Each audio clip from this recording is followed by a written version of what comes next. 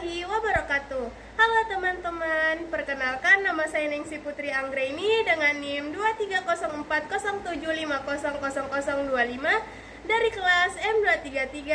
Di sini saya akan melakukan per-teaching mata pelajaran IPAS dengan tema siklus air untuk memenuhi mata kuliah keterampilan dasar mengajar, di mana saya akan per-teaching dan membuat beberapa video mengenai keterampilan dasar mengajar, meliputi keterampilan membuka dan menutup, bertanya dan memberikan penguatan, menjelaskan dan variasi, mengelola kelas, dan lain-lain. Selamat menyaksikan, bye-bye.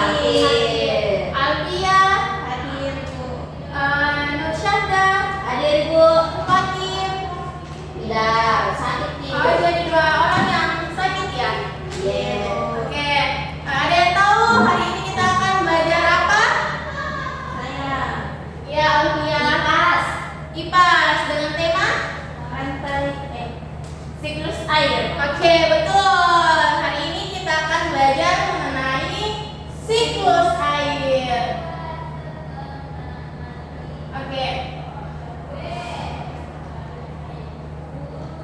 Nah, sebelum kita mulai pembelajaran, Ibu akan menginformasikan kepada anak-anak sekalian bahwa sebentar kita akan melihat video pembelajaran mengenai siklus air dan sebuah media pembelajaran demonstrasi proses terjadinya siklus air. Ibu harap kalian memperhatikan semuanya karena sebentar di akhir pembelajaran Ibu akan menunjuk kalian untuk bertanya satu persatu. Oke? Iya, Bu. Oke. Nah, adapun tujuan pembelajaran kita hari ini yaitu setelah menyimak video pembelajaran yang Ibu bilang tadi, kalian mampu mengidentifikasi 5 urutan siklus air. Nah, setelah melakukan demonstrasi juga, kalian bisa memahami definisi dari 5 siklus air tersebut atau 5 urutan siklus air.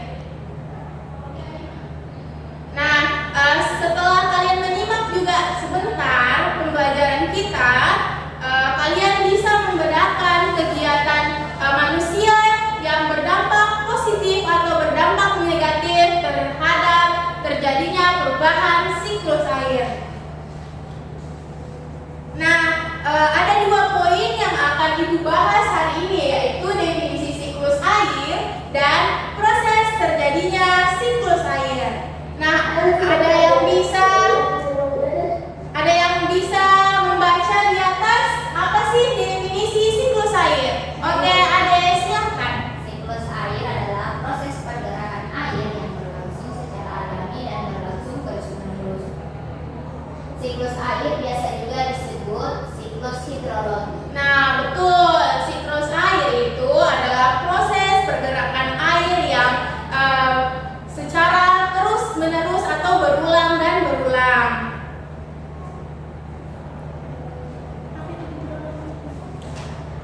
Bu.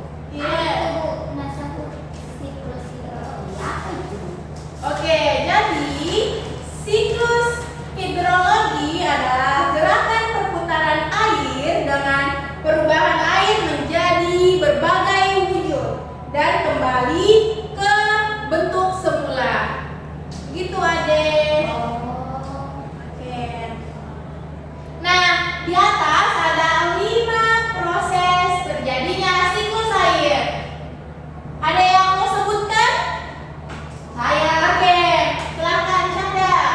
Evaporasi, transpirasi, kondensasi, presipitasi, infiltrasi. Nah, ada 5 proses terjadinya siklus air, di mana ada evaporasi, transpirasi, kondensasi, dan presipitasi serta infiltrasi. Di mana evaporasi atau penguapan adalah proses penguapan air yang di laut, rawa, sungai, atau danau karena pemanasan dari sinar matahari. Sedangkan transpirasi adalah proses terjadinya uap yang menguap ke atas permukaan. Sedangkan kondensasi proses terjadinya curah hujan yang menjadikan rintik-rintik hujan turun ke bumi. Serta presipitasi adalah rintik-rintik hujan yang turun membasahi bumi. Serta infiltrasi adalah disinilah terjadinya suatu proses perputaran air di mana air itu tidak akan pernah habis. Oke, sebelum itu Ibu akan membagi kelompok menjadi 3 kelompok ya.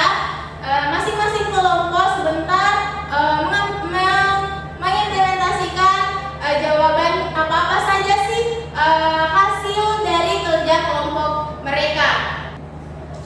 Ada Ibu mau bertanya, ada yang tahu apa sih itu presipitasi? Saya, Bu. Oke, Ade silahkan. Presipitasi merupakan produk dari kondensasi. Presipitasi dapat terjadi karena adanya pendinginan dan penambahan uap air, sehingga air yang membentuk awan mencapai titik jenuh. Semakin banyak uap air yang terbentuk di atmosfer, maka tetesan air yang ada di awan akan semakin banyak dan semakin berat. Ketika awan tidak mampu menampung banyaknya air yang terbentuk, maka air tersebut akan digelarkan dalam bentuk hujan. Nah, betul sekali Ade. Nah, itulah tadi presipitasi di mana hujan adalah proses terjatuhnya titik-titik air ke permukaan bumi. Presipitasi terjadi karena awan tidak mampu menampung air lagi. Nah, sekarang Alfia, Ibu mau tanya, apa sih itu kondensasi? Nah, kondensasi adalah proses perubahan air dari gas menjadi air atau kita kenal dengan istilah penimbunan yang merupakan kebalikan dari evaporasi atau penguapan. Nah, pada siklus air, kondensasi terjadi karena atmosfer akibat perubahan suhu dan tekanan.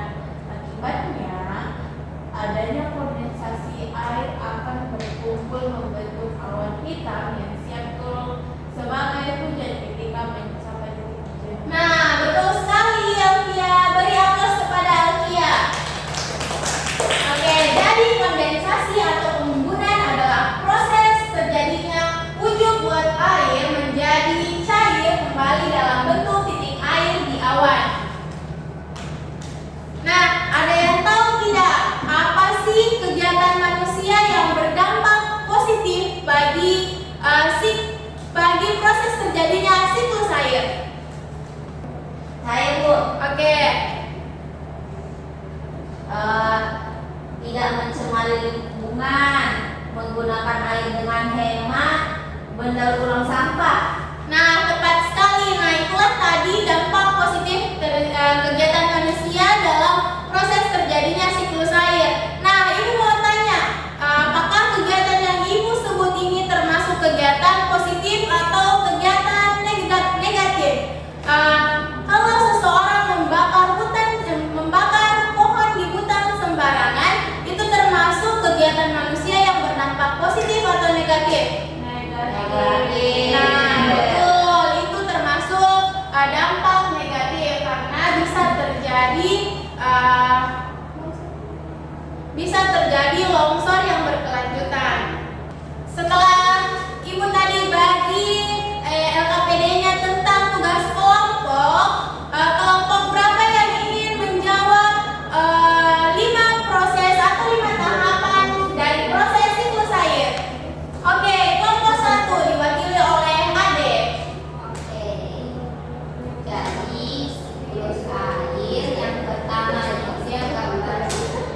Yang pertama itu ada evaporasi, yang kedua ada transpirasi, yang ketiga ada kondensasi, yang keempat ada presipitasi, yang kelima ada infiltrasi. Oke, tepat sekali Ade. Jawabannya bagus sekali. Good job untuk kelompok 1. Nah,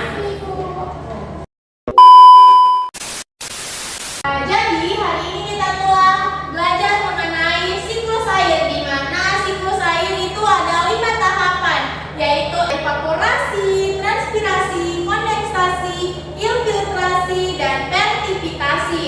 Nah, ada yang bisa simpulkan apa saja yang kita pelajari hari ini? Ibu, Oke, Syahda, silahkan disimpulkan. Berdiri ya. hari ini kita sudah belajar siklus air. Siklus air adalah proses pergerakan air yang terjadinya itu terus menerus. Jadi dari menguap terus kembali lagi ke bumi begitu terus. Ada 5 tahap dalam siklus air: evaporasi, kondensasi, transpirasi, presipitasi. Oke, terima kasih Syahda. Beri aplaus kepada Syahda. Nah, jadi kita telah belajar mengenai siklus air.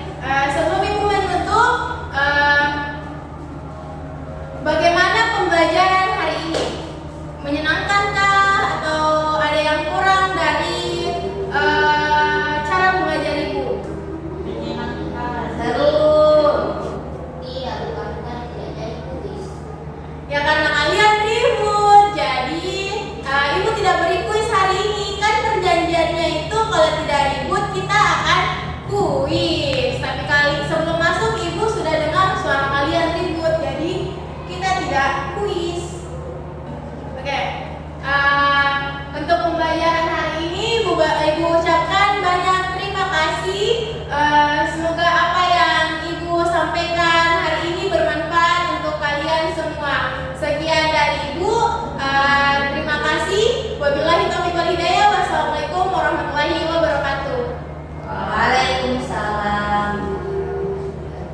Oke, Alfia silahkan pimpin doanya.